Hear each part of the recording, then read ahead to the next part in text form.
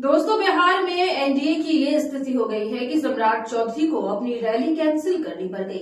End moment पर जब लोग उनका इंतजार कर रहे थे, जब स्टेज से कहा जा रहा था कि सम्राट चौधरी डिप्टी सीएम बस आने वाले हैं, तब अचानक पता चलता है कि वो नहीं आएंगे। टेक्निकल इश्यू बता दिया गया, लेकिन असली इश्यू तो कुछ और ही था। असली मुसीबत ये थी कि भीड़ नहीं जुट पाई। सम्राट चौधरी के लिए, उन्हें सुनने के लिए बेगूसराय में भीड़ इकट्ठा नहीं हो पाई और इस वजह से सम्राट चौधरी नहीं गए। मुश्किल से हजारों लोगों की भीड़ भी नहीं आ पाई थी। इस वजह से जब उन्हें पता चला कि भाई भीड़ तो है ही नहीं, तो वो चुपचाप उल्टे पैर निकल जाते हैं और उस जगह पर नहीं जाते हैं। दोस्तों, सम्राट चौधरी बेगूसराय की बखरी विधानसभा क्षेत्र पर पहुंचने वाले थे। 4 बजे उन्हें जनसभा को संबोधित करना था, लेकिन 4 बजे तक मुश्किल से 400 से 500 के आसपास की भीड़ वहां पर मौजूद थी। यानी कि 400 या 500 लोग ही वहां पर मौजूद थे, जो कि जाहिर है कार्यकर्ता और समर्थकों की मदद से गए होंगे। इसके अलावा 5 बजे तक भी सम्राट चौधरी वहां पर नहीं पहुंचते हैं।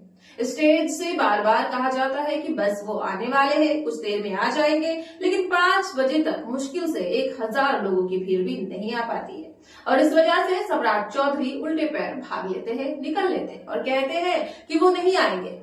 अब देखिए, बखरी विधानसभा क्षेत्र की जो राजनीतिक चीजें हैं वो जानना ज्यादा जरूरी है कि आखिर ये चीजें क्यों हो रही है। आखिर डिप्टी सीएम के लिए भीड़ क्यों नहीं आ पाई? तो इसमें सबसे बड़ा कारण है एनडीए के अंदर मची फूट का, जो कि जमीनी स्तर पर साफ दिखाई देने लगी है।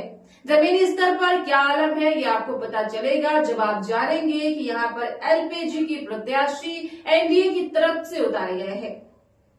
एलजेपी और यानी कि लोजपा रामविलास के प्रत्याशी है संजय पासवान। उन्हें यहां से टिकट दिया गया है, लेकिन यहाँ पर जो एनडीए के कार्यकर्ता है वही एकजुट नहीं हो पाए हैं संजय पासवान के नाम पर। इस वजह से कार्यकर्ताओं में काफी रोष था और उन्होंने कोई समर्थन नहीं दिया और वो कहीं गए नहीं, उन्होंने कोई काम किया नहीं, खासकर बीजेपी के कार्यकर्ताओं ने, क्योंकि बीजेपी के कार्यकर्ता चाहते थे कि उनके नेता को टिकट दिया जाए, क्योंकि ये जो सीट है बखरी विधानसभा ही कहा जाता है, जो कि बीजेपी की परंपरागत सीट है।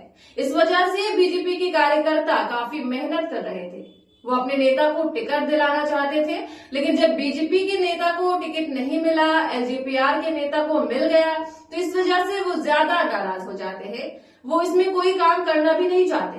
वो सीधे तौर पर कह देते हैं कि भाई हमें इस चीज से मतलब नहीं है जो अभी आ रहा है, अपने आप को देखें। और जैसे ही ये बात उन्हें पता चलती है सम्राट चौधरी को कि भीड़ तो जुट ही नहीं पाई है, तो वो चुपचाप उल्टे पैर भाग जाते हैं।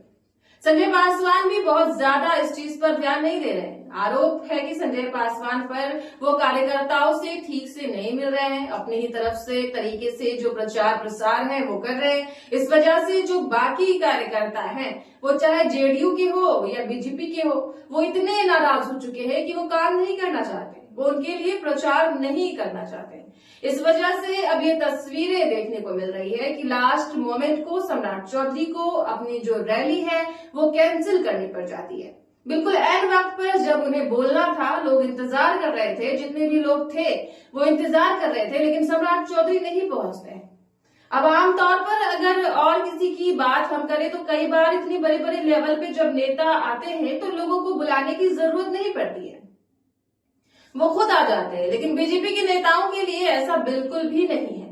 बीजेपी के नेताओं के लिए भीड़ बाकायदा बुलाई जाती है, कई लोगों को तो पैसे तक दिए जाते हैं आने के लिए, और इसी का नतीजा साफ तौर से देख रहे हैं कि सम्राट चौधरी को अपनी रैली तक कैंसिल करनी पड़ गई।